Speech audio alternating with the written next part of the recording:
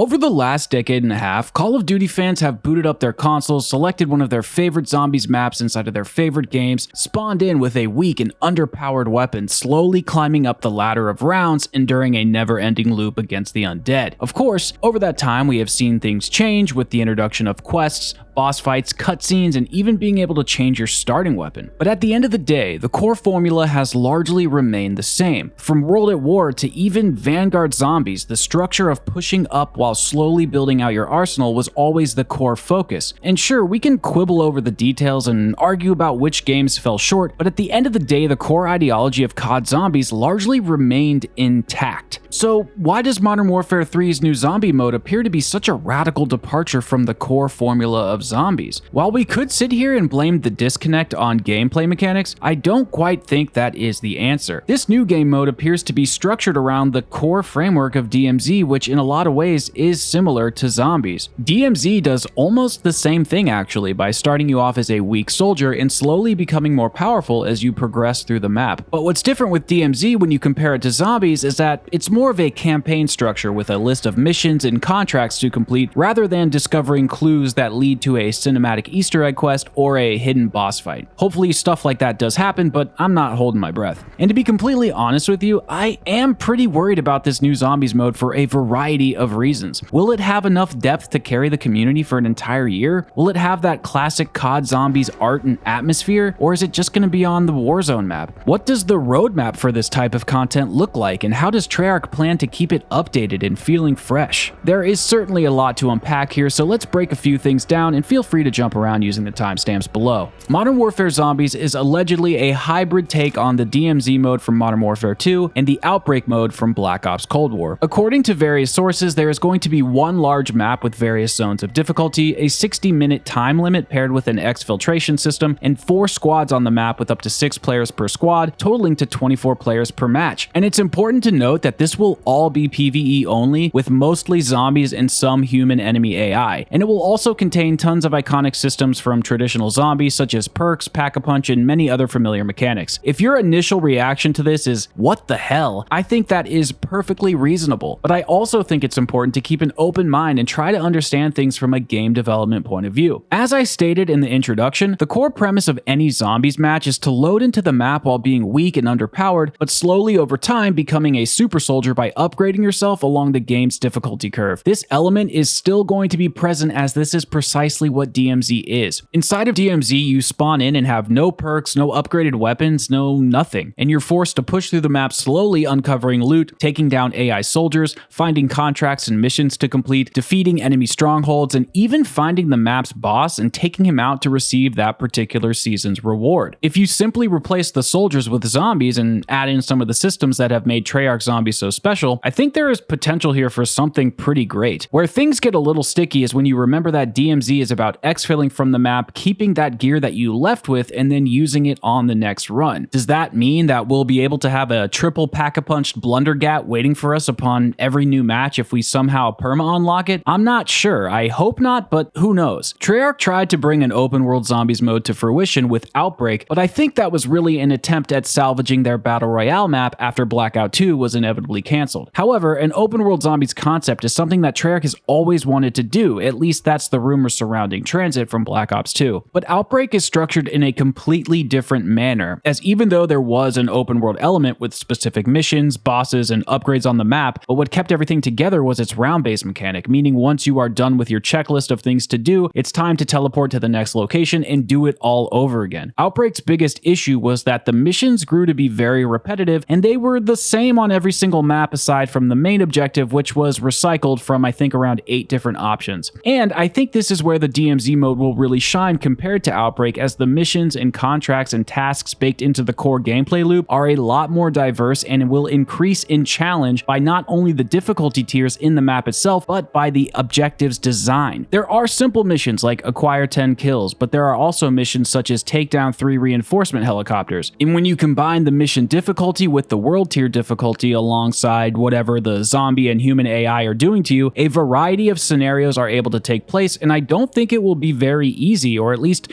not as easy as you might think it is on paper. For example, I could see a potential mission being like take down 3 Ordas, and if the player takes down 3 Ordas while there are mini bosses and different enemy AI surrounding you whilst on the highest tier difficulty, that's going to be a challenge, especially if you haven't spent a lot of time looting or doing smaller missions on prior runs and exfilling with that particular gear. And something that makes DMZ pretty special is in the menu and in the game there are a ton of submissions and alternate goals and passive rewards to work towards that make the grind multi-layered and much more in-depth, which is not too dissimilar from getting set up in Zombies, where you're keeping track of multiple things at the same time in order to achieve maximum efficacy with your points on those early rounds. But on the other hand, something that Outbreak did really well was its final boss encounters at the end of its 2 Easter egg quests. This allowed for special moments inside of the game that ended with a big battle to test your skills and endurance, and they were really quite fun and challenging. And even though a couple of sources said that we are going to be teleported to specific locations after we complete certain missions, I can't exactly see how having a main quest would fit inside of a DMZ-esque mode. Perhaps there could be a storyline quest that Treyarch could implement that would allow people to follow a certain set of steps which lead to a major boss encounter that's separate from the core mission design. Think of this more like a mini campaign that could be implemented in every season, allowing for specific rewards and loot, and of course revealing the next chapters in the Dark Ether storyline. There are so many questions I want the answers to, like are there going to be new perks, original wonder weapons, new bosses, new storyline beats that are going to push into Treyarch's next game. There is truly so much to learn about the mode, but no matter what we see in the marketing material over the next few weeks, nothing is going to matter until we actually get our hands on it and try things for ourselves. I'm gonna come clean with you guys. I am quite curious about Modern Warfare Zombies. While I personally want and always will prefer round-based, I do think this is gonna be fun. But does the mode have the staying power? And that's a question that none of us have the answer to. The devs definitely need to keep things moving along with updates, because if the mode comes out and we only have like 20 missions or so to complete, what happens once that is finished? Is the mode just dead until the next seasonal content drop? Well, yeah, probably. The tricky thing with live service games is it often does feel like they should be replayable forever, but in my experience, once you get through that main content offering that the devs curated for that season, you essentially have beaten the game for the time being, and that's okay, as there is no need to force yourself to enjoy something if there isn't anything for you to really do. These games are designed with lull periods in mind, so it's important to always anticipate that. But it is crucial that when those new content drops are released, that they are thriving and full of fun and replayable mechanics that will keep the players engaged until they chew through it all. So how can Treyarch do that? Well, again, we need to take a look at what's going on in DMZ. Right now, it looks like there are 3 main maps to choose from: Vondel, Ashika Island, and Al Mazrah. There is also a special location called Building 21, which requires special access to enter by finding keycards in the other maps or something along those lines. I think this system is fantastic, and having multiple open world maps to play MWZ on is going to help extend the longevity of this mode, as all of the missions and contracts weave in through one another, providing an interconnected experience. Perhaps Treyarch could implement an Easter egg quest that has a puzzle to solve on each map, and then we unlock a special keycard that will pop open a new location on our map or in the menu that will take us to a secret boss fight, or maybe a new location is the reward itself. Treyarch also needs to keep the weapon cases system intact, as this is one of the best mechanics in Modern Warfare 2. This system allows the player to farm weapon cases from your DMZ run and exfil with them, and after you collect around 7 of them, you can trade them in for a specific blueprint reward. Also, by tying MWZ to the main and seasonal battle passes, as well as other seasonal specific missions, there can be blueprint rewards or even credits earned to trade in for your weapon blueprints inside the shop. I know that MW2 does this to a certain extent, as the rewards for blueprints have actually been pretty decent this year, despite the overwhelming hate Modern Warfare 2 is getting across the board. And while I will always want a currency system to be implemented into Call of Duty, it is most certain that that dream will never become a reality. But what I would really like to see happen with Treyarch at the helm of Modern Warfare Zombies is the implementation of zombies in other modes. If MWZ turns out to be pretty great and the reception is positive, I could see more money being injected into the Zombies team, allowing them to expand other projects for Modern Warfare 3. And in my mind, there are 2 routes they could ultimately go. Either dump more time and energy into MWZ, making it more thorough and more fun, which is a great option, or they could bring in other modes or concepts such as Onslaught, where we can play semi-traditional round-based zombies on the 16 Modern Warfare 3 remastered maps, along with all of the new seasonal maps, or they could bring in raids into the game, which is something that Zombies fans have been begging for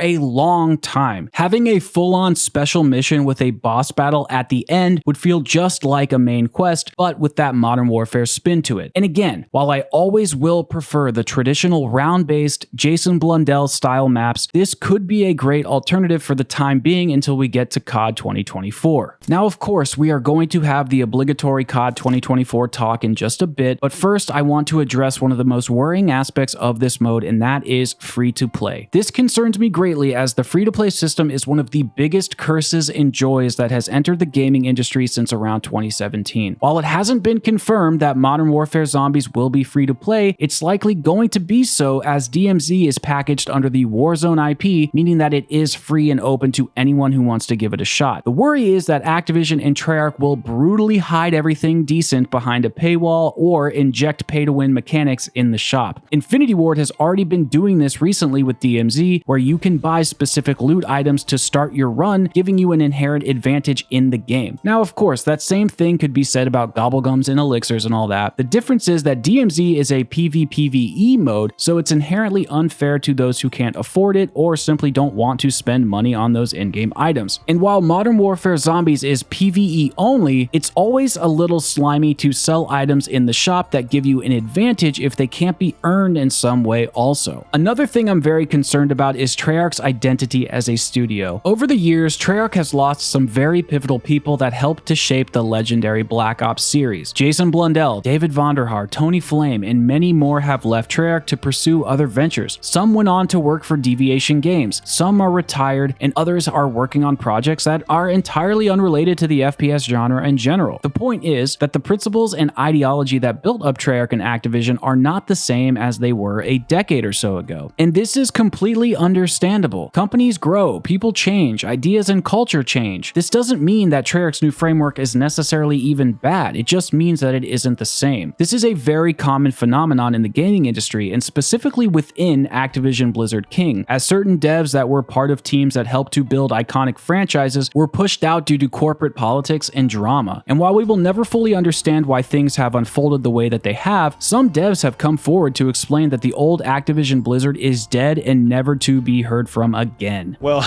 Blizzard is dead.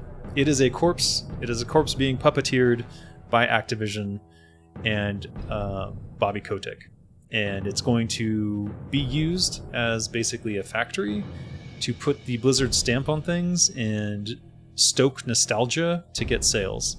And that's it. The corporate marketing and research teams are generally the ones that make up a lot of choices for these artists and developers and end up negatively impacting the game for players more often than you would think. Corporate suits that know nothing about game development will run tests and collect market data that states that there is an issue with the game, but rather than let the developers solve the problems on their own, the marketing team will test for what they believe the solution should be and will make the devs put that in the game. It's absolutely crazy and antithetical to the consumer. But the most important thing that we need to discuss here is COD 2024, aka Treyarch's next game. For many people, this game is going to be the final chance that they give to Call of Duty before they move on for good, and I am one of those people. From Black Ops 4 to Cold War to Vanguard, Treyarch has been completely shafted by Infinity Ward, Sledgehammer Games, and of course Activision. They're always cleaning up other studios' messes, which inevitably takes time and resources away from their own games. A lot of the community has stated that they would have been happy to wait 2 years with no Zombies content if 2024 Zombies came out with a bang, and that's a very reasonable way to feel. I don't think it's a secret that Treyarch was going to put Outbreak 2.0 or whatever you want to call it into their next game, so I'm considering this basically an early access period to what we would be getting in 2024. That being said, if Outbreak 2.0 has been pushed up to be Modern Warfare Zombies and it has been rushed and unfinished, it will inevitably damage the reputation of Zombies to a point of almost no return. Not to mention, it will have been a complete waste of time that could have been entirely focused on 2024 round-based content. And lastly, there is a trend in the gaming industry that seems to be shifting as consumers are tired of the awful business practices that companies utilize in their games. It seems clear to me that games like Baldur's Gate 3, Remnant 2, and Jedi Survivor are all huge releases with no microtransactions or a battle pass or anything like that, just straight great games with unlockable rewards. This is a trend of giving the players what they want and reverting from this strange shift we saw upon upon the rise of Fortnite. Call of Duty's content push towards innovation always ends up causing more harm than good, because rather than focusing on what makes COD special and enhancing those mechanics, these developers end up gutting the guiding principles in an attempt to carve out their own legacy into a path that has already existed before their career ever even began. In my opinion, it seems that Sledgehammer Games is more or less mocking Infinity Ward by putting more of a focus on multiplayer and bringing back core COD gameplay mechanics, essentially giving the players what they want and, dare I say, going back to the roots of the franchise. This is a great sign, and I hope that Treyarch follows suit when it comes to the round-based zombies maps coming in 2024, as building upon a brilliant catalog of maps, narrative, gameplay mechanics, and wonder weapons is infinitely easier than starting from scratch with new ideas every few years. With Kevin Drew at the lead of MWZ, I really do believe that the mode is in good hands. He has led many amazing maps from Black Ops 2 and onward, not to mention he helped lead on Cold War, which made the core gameplay loop of killing zombies fun again. And while it's very easy to get lost in the weeds regarding Vanguard, the main Treyarch team barely had anything to do with that, and the mode was basically developed by a bunch of hungover interns using their 8-year-old cousin's Chromebook.